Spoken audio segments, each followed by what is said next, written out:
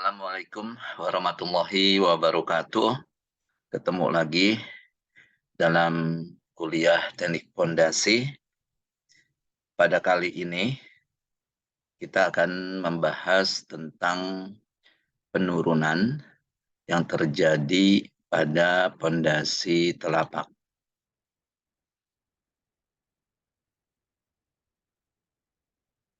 Dalam perencanaan pondasi telapak, kita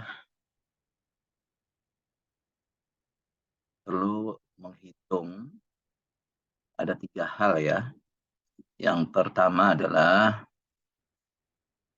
kontrol stabilitas,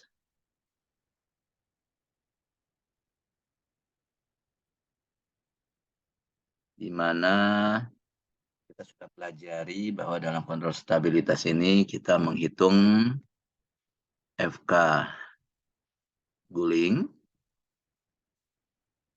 FK geser, dan FK daya dukung.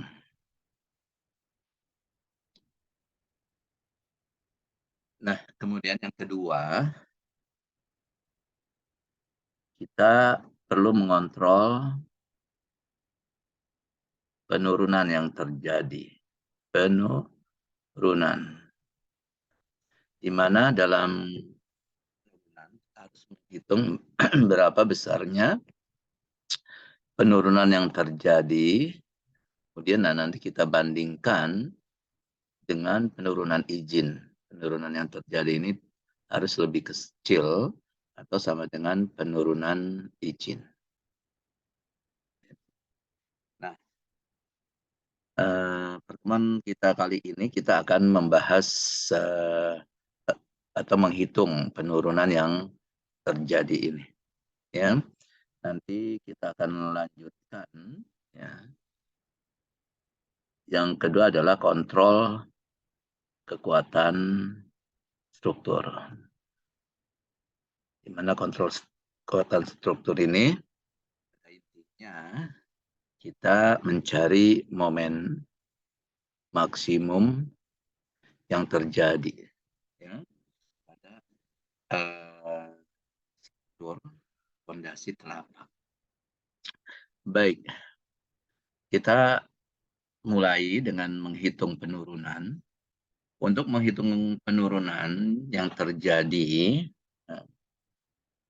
itu kita, kalau kita kembali gambarkan beban atau gaya-gaya yang terjadi pada pondasi telapak, itu pada intinya ada apa? Ada 3. Kita sudah pelajari bahwa pada titik pusat telapak itu akan bekerja, kemungkinannya ada sigma V, ada sigma H, dan ada sigma momen. Nah, untuk penurunan yang berperan itu adalah hanya sigma V dan sigma momen. Nah, saya gambar lagi di sini. Nah, kalau di sini ada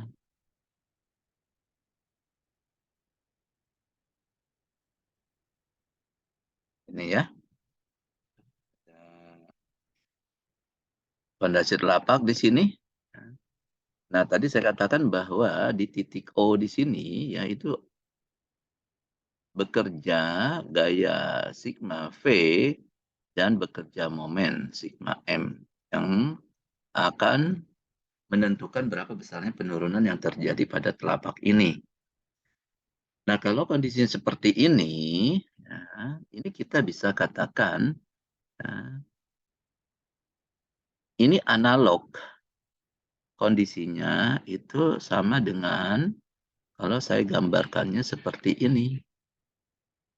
Nah, ya, di mana di sini, ya, ini titik O, ya, saya gambarkan bahwa sigma V-nya itu bekerjanya adalah di sini. Nah, V, ya. di mana berjarak, ya. Nah, ini yang kita sebut eksentrisitas dari titik O, ya. Di mana bisa kita cari ini adalah sama dengan sigma momen, ya, dibagi sigma V. Gitu, ya.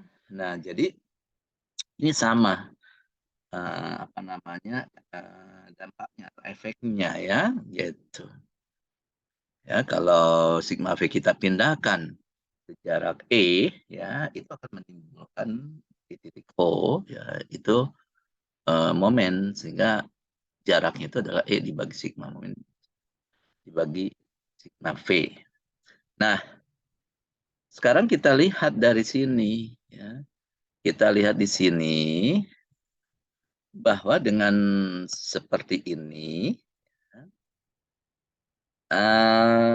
kita harus tahu penurunan yang terjadi yang terbesar itu adalah di titik ini. Saya sebut sebagai titik X misalkan, ya. Titik X. Nah, jadi kita harus tahu berapa besarnya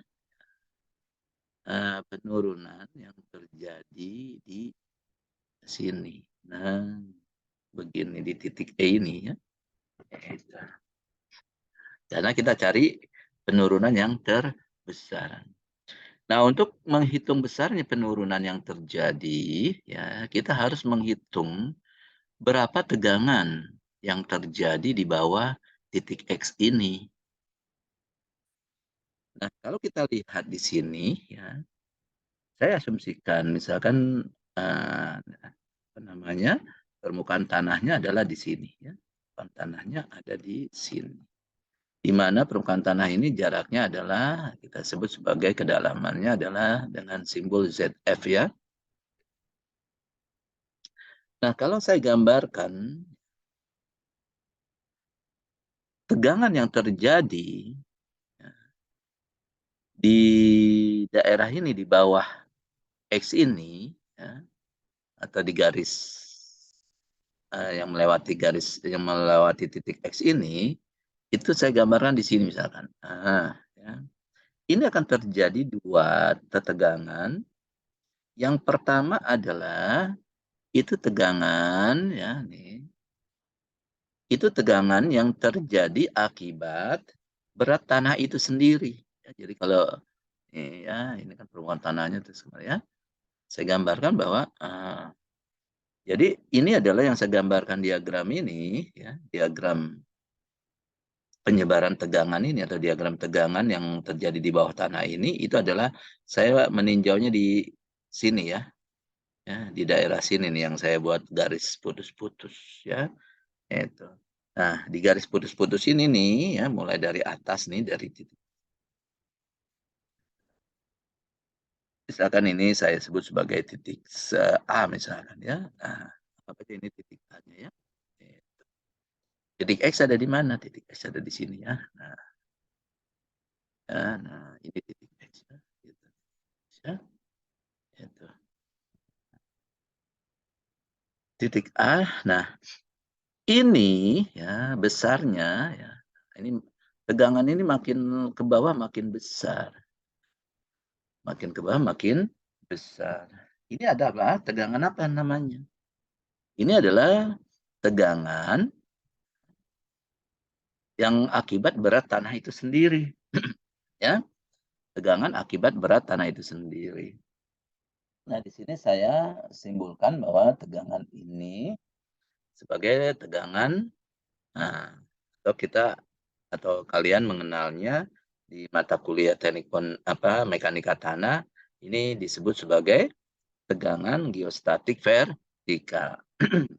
Ya, di mana ini adalah, ya, besarnya gamma, ya, kali Z. Kan gitu, ya. Gamma kali Z kedalamannya. Artinya kalau Z makin dalam, Z-nya makin besar, berarti tegangan geostatik vertikalnya itu makin besar. Oke? Ya. Nah, kalau saya gambarkan penyebaran tegangannya adalah seperti ini, lihat di titik A 0, karena apa? Z-nya 0. Ya, karena dia berada di permukaan. Nah, ya. Nah, tapi kalau makin ke dalam, ya, itu adalah, tegangan apa, sigma nolnya, ya, itu makin besar. Nah, tegangan di titik X berapa? Tegangan di titik X adalah gamma kali ZF, karena kedalamannya adalah ZF. Itu ya. Ini adalah tegangan yang penyebaran tegangan ya yang terjadi di dasar apa di bawah di bawah tanah ya, di bawah permukaan tanah. Nah, kemudian kita tahu bahwa di titik X ya, ini kan ada sigma V ya, ada gaya sigma V. Nah, gaya sigma V ini itu menimbulkan tegangan ya. Itu. Berapa tegangan yang terjadi di titik X dan juga di titik-titik di bawah titik X ini ya. Nah, ini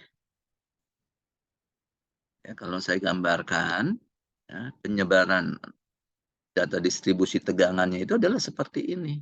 Nah, saya gambarkan di sini ya. Nah, nah ini dia. Misalkan ya saya overlapkan lah di sini ya. Nah, di titik X itu akan terjadi tegangan sebesar ini ya. Kemudian makin ke bawah ini makin makin kecil. Jadi pengaruh sigma V ini ya, pengaruh gaya sigma V ini itu akan menimbulkan tegangan yang terbesarnya adalah di titik X, ini dia ya. Ini besar ya. Nah, kemudian makin ke bawah itu makin kecil. Nah, kalau saya ini dia. Nah, yang biru ini itu adalah tegangan yang terjadi di bawah tanah atau di lapisan tanah akibat beban yang bekerja, yaitu sigma V di sini. Ya.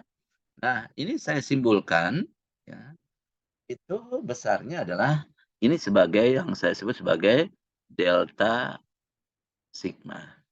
Ya. Nah, bagaimana menghitung delta sigma? Nah, kalian tentunya sudah belajar bagaimana menghitung penyebaran tegangan tanah akibat adanya beban luar. Ya. Nah, mungkin kalian ingat kalau saya gambarkan di sini, ya, ini telapak ini, saya gambarkan telapak ini, ya, oke, saya gambarkannya di sinilah ya, itu, itu di atasnya lah, ya di sini ya, telapak ini, ya, telapaknya, ya, kalau saya gambarkan denahnya adalah seperti ini telapaknya, ini adalah anggaplah sumbu X ya, ini adalah sumbu Y-nya, kan, ini tapak atas ya, itu. Sigma V bekerjanya di mana? Nah, kita proyeksikan. Nah, sigma V adanya di sini. Ini dia titik X. Jadi titik X itu ada di sini. Di sinilah sigma V. Nah, kalian tentunya tahu bagaimana menghitung penyebaran tegangan itu, ya, akibat sigma V ini, yaitu kalau saya mencoba merefresh ya pemahaman kalian. Nah, dari titik ini kan dibagi ya menjadi begini ya, menjadi 4. Sehingga nanti kalian hitung ya kan, ini ya berapa akibat yang ini ya, wilayah 1, kemudian yang ini ya, selalu kan begitu. Ya, baca-baca lagi di pelajaran kita. Kemudian di sini ada 3 kotak 3 ya, dan kotak 4. Kemudian nanti kalian jumlahkan ya. Sehingga nanti dan Z-nya ya, setiap Z ini kan, sehingga sebenarnya ini dia. Nah, nanti akan nanti kalian akan mendapat nilai dengan delta sigma ya, itu pada kedalaman Z. Z-nya tergantung ya kan. Nah, di titik ini Z-nya adalah 0 ya, kemudian nanti di bawahnya terus, sehingga nanti kalau kalian hitung kalian plotkan itu nanti besarnya dia, besarnya tegangan itu akan seperti ini. Ya makin ke bawah, itu makin kecil. Oke? Nah, berarti adalah apa, ya, di bawah dasar telapak ini, itu kita lihat ya bekerja yang pertama adalah tegangan geostatik vertikal yang warnanya hitam, ya yang makin lama ke bawah malah makin besar kalau ini, ya. Nah, tapi di lain sisi juga bekerja ya tegangan akibat beban luar ya, sigma V ya yang kita sebut sebagai delta sigma ini yang bisa dihitung berapa besar tegangannya ini. Nah, kedua tegangan ini ya, yang satu adalah sigma 0 dan yang kedua adalah delta sigma ya. Ini kalau kita jumlahkan itu menjadi sigma 1 sama dengan sigma 0 ya kan dibagi delta sigma ya. Itu. Artinya adalah sigma 1 ini adalah penjumlahan ya akibat beban akibat uh, tegangan geostatik vertikal dan yang kedua adalah tegangan akibat beban luar. Ini dia. Ya kan dijumlahkan. Nah, ini kita sebut. Nah, jadi ini setiap titik di bawah titik X ya itu adalah ya tegangan totalnya sigma satunya ini ya itu dijumlahkan ya sigma 0 ditambah delta.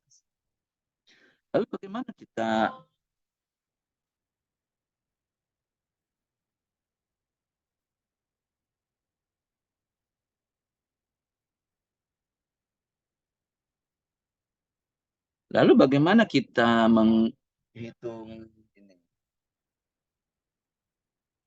Menghitung apa? Penurunan ya kalau kita sudah tahu diagram atau distribusi tegangan yang terjadi di bawah kelapa. Nah, kita hitung penurunannya karena tegangan ini akan menimbulkan penurunan. Nah, untuk menghitung penurunan kita membagi ya eh, tanah di bawah telapak ini ya itu sampai hanya kedalaman yang besar ini hanya kedalaman 2B saja. Ya, yang kita hitung hanya 2 kali B, di mana B ini adalah lebar ini. Ya, lebar telapak. Gitu. Kenapa? Ya, karena ini ya yang apa? Yang dominan atau di bawah 2B ini yang akan mengalami penurunan yang signifikan.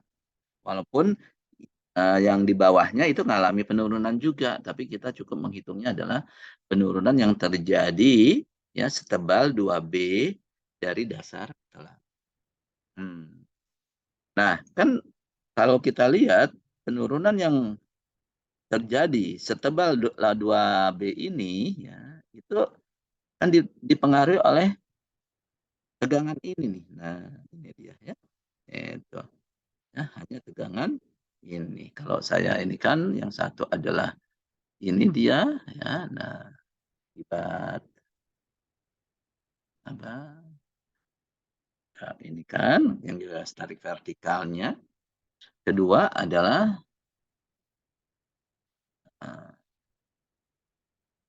ya, ini adalah ini ya yang gini. Oke.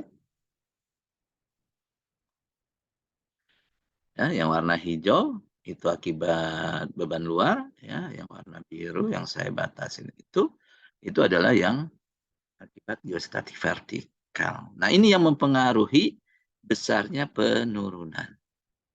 Ya. Nah, supaya kita memperoleh nilai yang akurat ya, karena apa? Kita harus membagi setebal 2B ini menjadi lapisan-lapisan yang lebih kecil Gitu. Jadi kita menghitungnya adalah penurunan yang terjadi pada ketebalan yang lebih tipis. Kita bagi menjadi beberapa lapis. Kenapa menjadi beberapa lapis? Karena ya kita lihat di sini ya, diagram yang terjadi akibat beban luar dia itu tidak linier tuh ya. Ini seperti melengkung ya. Nah, jadi kalau misalkan kita mau menghitung langsung setebal 2B ya, kita bertanya dia apa tegangan yang terjadi dari titik X sampai bawah misalkan titik sini ya, misalkan titik apa? P misalkan ya. Ini yang kita ambil nilai yang mana ya? Di titik X diagramnya apa tegangannya sebesar ini, kemudian di titik P diagramnya sebesar ini. Nah, ya, itu. Nah, karena ini adalah tidak linear, ini kita sulit untuk merata-ratakannya ya.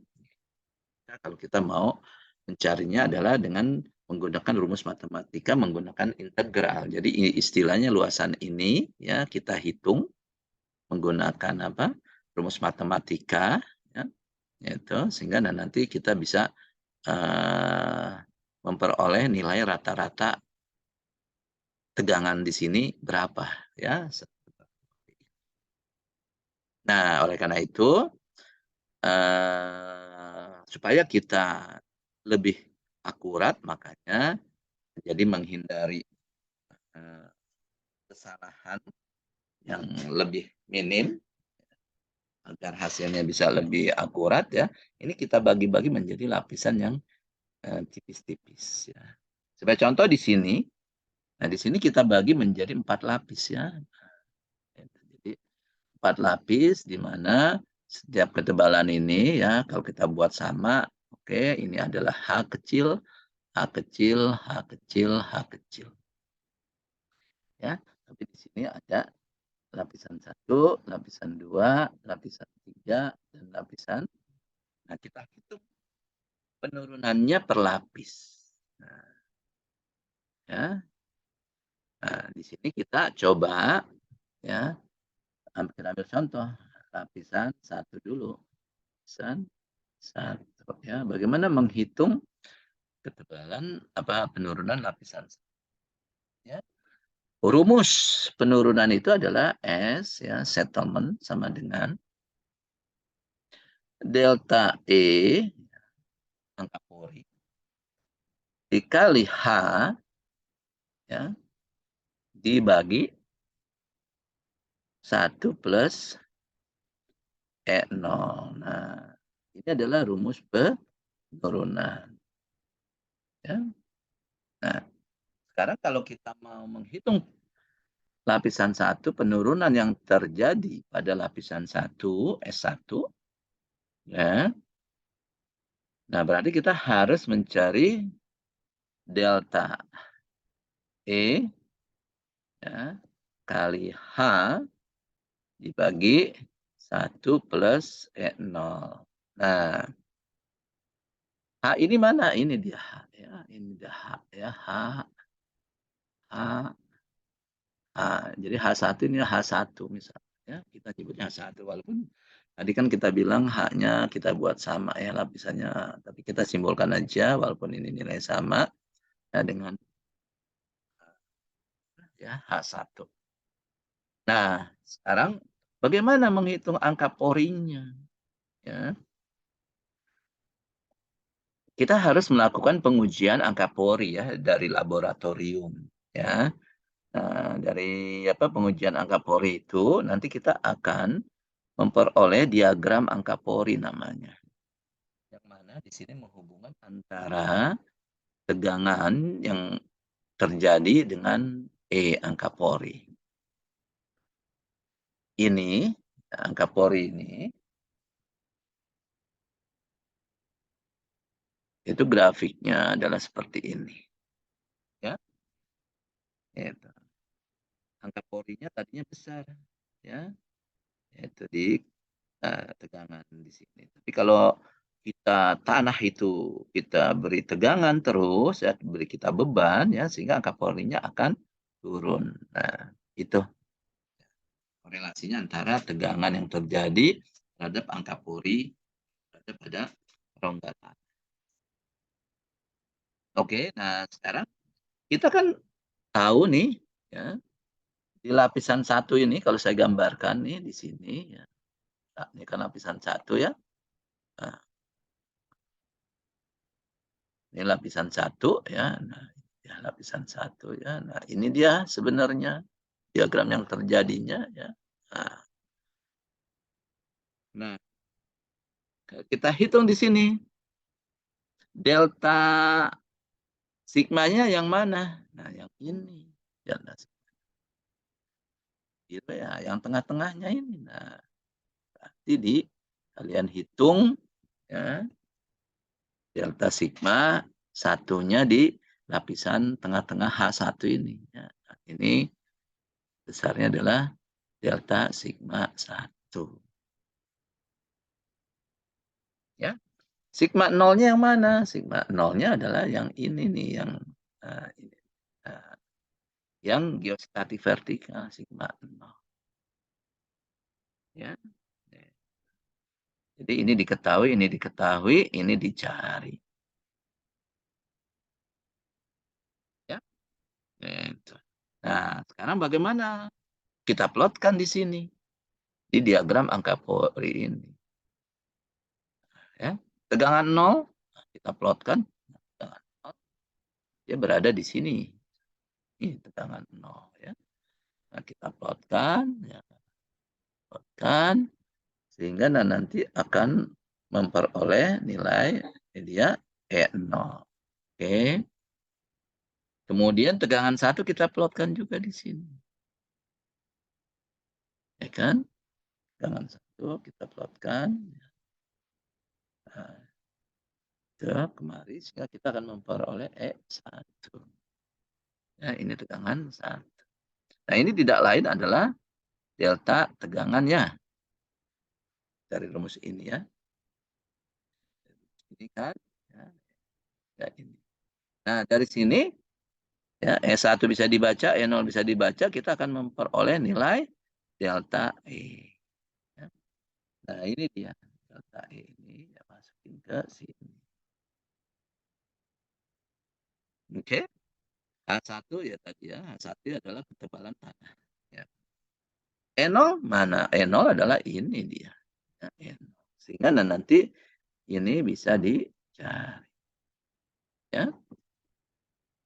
Nah, selanjutnya ya kalian lakukan hal yang sama ya. Akan dapat S2. Ya, nanti S2 itu adalah rumusnya sama seperti ini, tapi menggunakan tegangan. Nah, tegangannya itu untuk S2 ya cari. Ini kan lapisan 2-nya ya. Itu kalian cari delta sigmanya berapa akibat beban luar ya. Kemudian sigma nolnya berapa akibat geostatik vertikal. Kemudian bisa di sigma 1. Bisa dicari sigma 1 ya. Kemudian sigma 1 plotkan di sini, naik ke atas dapat E1, sigma 0 plotkan ya dapat E0 sehingga dapat lagi delta E. Nah, delta E untuk lapisan kedua dapat ya dikali H2. E0-nya juga pada lapisan kedua juga dapat ya, yaitu dari tegangan yang terjadi di lapisan 2 ya. Nah, saya rasa demikian sehingga nanti ya, karena kita bagi lapisan-lapisan yang setebal 2B itu ya, maka S-nya ya S totalnya ya setebal 2B itu ya, S total ya itu adalah ya tadi S1 tambah S2 tambah S3 ya, itu tambah S4 di contoh kita. Nah, kalau rumus matematisnya adalah sigma ya SI ya, di mana I sama dengan 1 sampai N. N itu jumlah lapisan yang kita tinjaunya. Kita mau bagi-bagi berapa lapisan. Begitu. Nah, dengan demikian maka kita sudah bisa menghitung berapa besarnya penurunan yang terjadi ya di sini ya. Nah, kemudian nanti penurunan yang terjadi ini, kita bandingkan dengan penurunan izin, di mana penurunan izin ya, itu lebih kepada ya, itu kepada masalah estetika ya, gitu ya, bukan, ke struktur. Nah, kalau struktur ya, itu berarti nanti bangunannya sudah akan runtuh ya, tapi kita di sini penurunan yang terjadi ini, batasannya adalah penurunan yang diizinkan dari sisi estetika, maksudnya adalah, kalau suatu bangunan itu mengalami penurunan ya, itu maka struktur atasnya, gedung tersebut ya, itu akan, terjadi keretakan ya, karena apa? Karena, konstruksi bangunan di atasnya, misalkan tembok ya, itu dinding, kemudian beton ya, itu kalau terjadi penurunan atau pergerakan, eee, akan retak dia, ya. Nah, makin besar penurunan atau pergerakan yang terjadi, retaknya akan makin besar. Nah, oleh karena itu, ya, retak itu dibatasi. Nah, makanya berapa penurunan yang dibatasi supaya retaknya itu jangan besar, ya. Itu. Nah, keretakan ini itu dipengaruhi oleh ya, itu karena tadi gitu, apa, dari sisi estetika, karena kalau bangunan atau dindingnya itu banyak yang, apa, retak-retak ya kan, itu dari sisi estetika juga kurang baik ya kan. Dan yang kedua akan menimbulkan secara psikologis ketakutan atau kekhawatiran bahwa bangunan tersebut akan, eee, runtuh ya. Itu, oleh karena itu biasanya izin ini dipengaruhi atau disesuaikan dengan jenis bangunannya, ya.